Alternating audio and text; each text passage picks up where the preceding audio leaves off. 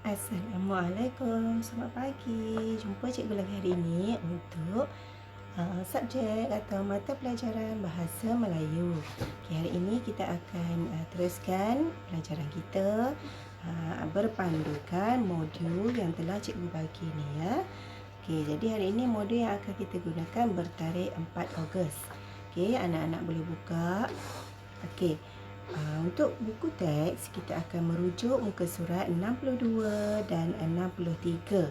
Baik, jom kita tengok dan baca bersama-sama ya. Muka surat 62. Rumah kita selamat. Aiza dan keluarganya pergi bercuti di Pulau Sayak, Kedah. Mereka bercuti di sana selama 3 hari. Sebelum bertolak, ayah dan ibu mereka mengambil langkah keselamatan. Yang pertama, tutup tingkap dan pintu bilik. Kedua, matikan suis elektrik. Ketiga, tutup dan kunci pintu utama serta pintu pagar. Dan seterusnya, beritahu jiran. Ini adalah langkah-langkah keselamatan yang telah diambil oleh kedua ibu bapa Aiza sebelum pergi bercuti. Okey, baik. Kita lihat muka surat 63. Naik kapal terbang. Jom kita baca sama-sama ya. Aina dan keluarganya pergi ke Kuala Terengganu. Mereka mahu menziarahi datuk dan nenek di sana. Ibu Aina memberikan beg pakaian kepada ayahnya. Beg itu dimasukkan ke dalam but kereta. Beg itu juga dikunci dan diletakkan tanda nama. Tujuannya supaya tidak hilang. Selepas bersiap, mereka pun bertolak dari rumah ke lapangan terbang. Baik, cuba anak-anak lihat ada 4 gambar kat situ.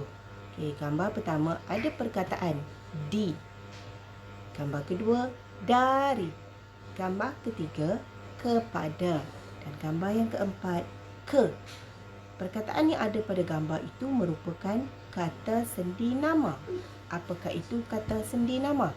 Kata sendi nama ialah perkataan yang diletakkan di hadapan kata nama atau frasa nama. Contohnya, di sekolah, dari rumah, ke bandar, kepada ibu. Itu adalah merupakan kata sendi nama. Baik. Untuk latihan seterusnya, anak-anak tolong buka buku aktiviti jilid 1 ini bermula dari muka surat 65. Okey, lihat. Tulis perkataan yang disebut oleh guru. Ini perkataan atau ayat yang cikgu baca. Nanti anak-anak boleh salin ayat ini terus di dalam buku tulis. Okey. Usah sentuh seterika panas. Kedua, harap berhati-hati, cerek panas. Awas, racun berbahaya. Jangan hampiri kawasan ini. Jauhilah kawasan ini. Jangan bermain di sini. Okey, aktiviti ini anak-anak tulis dalam buku tulis bahasa Melayu ya. Tulis dengan kemas dan cantik. Okey, seterusnya lihat muka surat 66, buku aktiviti juga. Okey, ini adalah bacaan. Okey, jom kita baca sama-sama ya. Kami sekeluarga hendak pergi ke Universiti Utara Malaysia, Kedah. Ayah ada seminar di sana. Kami tinggal di sana selama 3 hari. Dalam perjalanan, ayah singgah di balai polis. Ayah memberikan alamat rumah dan nombor telefonnya. Pihak polis berjanji akan mengawasi rumah kami sewaktu kami tiada. Mereka akan meronda di kawasan taman perumahan setiap hari. Kemudian, kami sekeluarga meneruskan perjalanan.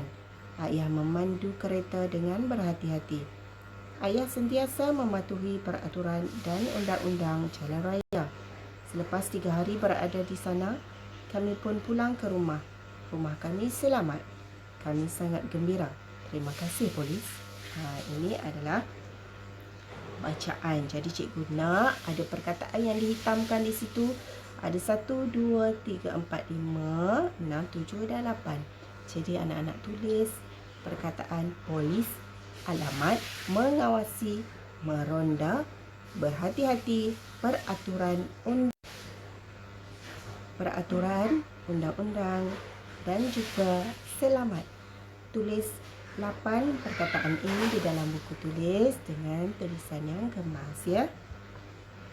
Baik, kita pergi ke muka surat 67. Bina ayat berdasarkan gambar dan perkataan yang diberikan. Ada 4 sahaja gambar di situ.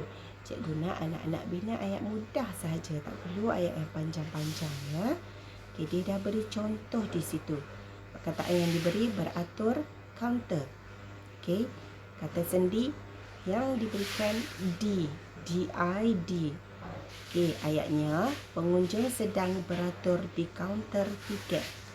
Okay, anak-anak cuba bina 3 lagi ayat yang ada di situ menggunakan frasa yang diberikan dan juga kata sendi kepada ke dan juga dari.